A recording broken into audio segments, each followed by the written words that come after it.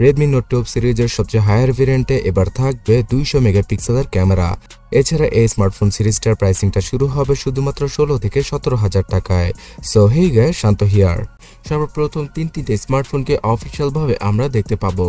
এর মধ্যে Redmi Note 12, 12 Pro এবং 12 Pro Plus এই তিনটে স্মার্টফোনই থাকবে, যার মধ্যে কিনা Redmi Note 12 স্মার্টফোনটা আসতে পারে MediaTek Dimensity 810 চিপসেটের সাথে। On the other hand Redmi Note 12 Proটা আসতে পারে Snapdragon 695 এর সাথে। অন্যদিকে সর্বশেষে Redmi Note 12 Pro Plus এই স্মার্টফোনটা সদ্য লঞ্চ হয়ে যাওয়া MediaTek Dimensity 1300 চিপসেটের সাথে আসবে। এই 1300 চিপসেটটাকে আপনারা সেমি ফ্ল্যাগশিপ অথবা মিড রেঞ্জের খুব পাওয়ারফুল একটা চিপসেট হিসেবে গণ্য করতেই পারেন।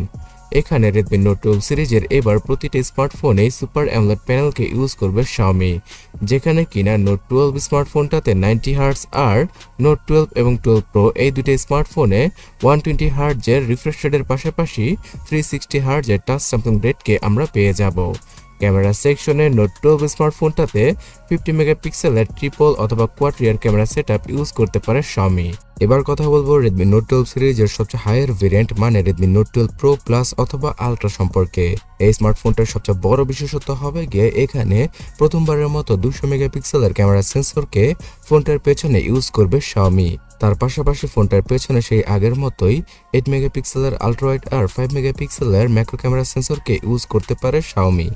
200 মেগাপিক্সেলের স্যামসাং এর সেন্সরটা সর্বপ্রথম মোটরোলা তাদের ফ্ল্যাগশিপ ক্যাটাগরির স্মার্টফোনে ইউজ করবে, তবে Xiaomi বাজেট ক্যাটাগরিতে মানে মিড বাজেট ক্যাটাগরিতে এই প্রথম 200 মেগাপিক্সেলের ইমেজ সেন্সরকে ইউজ করতে যাচ্ছে, যেটা কিনা বাই ডিফল্ট নরমালি সেই 12 মেগাপিক্সেলের ছবিগুলো ক্যাপচার করতে পারবে। এছাড়া এই স্মার্টফোনটার দ্বারা সর্বোচ্চ 8K তে ভিডিও রেকর্ড করা পসিবল হলেও চিপসেটটা অতটাও ক্যাপেবল না হওয়ায় 4K 60 fps এ ভিডিওগুলো শ্যুট করা পসিবল হবে।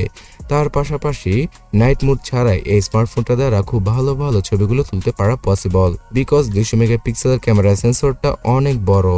এই কারণে সবচেয়ে বেশি লাইট ক্যাপচার করতে পারবে এই স্মার্টফোনটা লো লাইটে। এছাড়া এই স্মার্টফোনটার ফ্রন্টে পাওয়া যাবে 20 থেকে 32 মেগাপিক্সেলের সেলফি। আর চার্জিং এর ক্ষেত্রে সর্বোচ্চ 225 থেকে 150 ওয়াটের চার্জিং স্পিডের সাথে আসবে Xiaomi Redmi Note 12 Pro Plus স্মার্টফোনটি। এখানে 4500 থেকে 5000 mAh এর ব্যাটারিকে ইউজ করতে পারে Xiaomi। থাকবে ডেডিকেটেড কুলিং সিস্টেম, প্রায় একদিনেরও বেশি ব্যাটারি ব্যাকআপ আর সর্বোচ্চ 12 থেকে 15 মিনিটে চার্জ হওয়ার ক্ষমতা নিয়ে আসবে Redmi Note 12 Pro Plus স্মার্টফোনটা। কানেক্টিভিটির ক্ষেত্রে সবগুলো স্মার্টফোনে যেহেতু 5G চিপসেটের সাথে আসবে, তাই এই ফোনগুলো থেকে আপনারা খুব ইজিলি 5G কানেক্টিভিটির সুবিধা পেয়ে যাবেন যখন কিনা বাংলাদেশে 5G সম্পূর্ণরূপে চলে আসবে।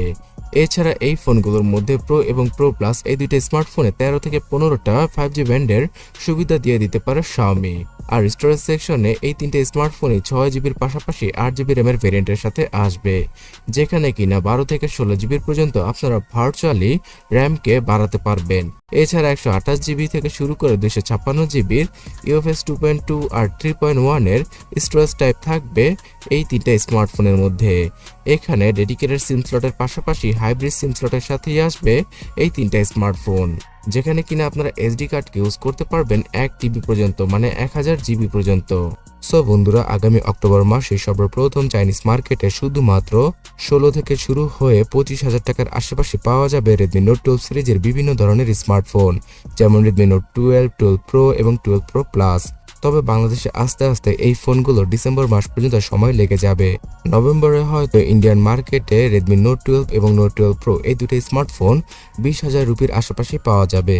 তবে বাংলাদেশের মার্কেটে এই সিরিজের স্মার্টফোনগুলো আপনারা 20 থেকে 35,000 টাকার আশেপাশে পেয়ে যাবেন আগামী ডিসেম্বর অথবা 2023 সালের শুরুর দিকে, যেমনটা কিনা বর্তমানে Redmi Note 11 সিরিজের ফোনগুলো পাওয়া যাচ্ছে। আর এই ফোনগুলো আসার আগেও ফোনগুলোর আরও ডিটেলস সম্পর্কে জানতে এখনই চ্যানেলটাকে সাবস্ক্রাইব করে রাখুন।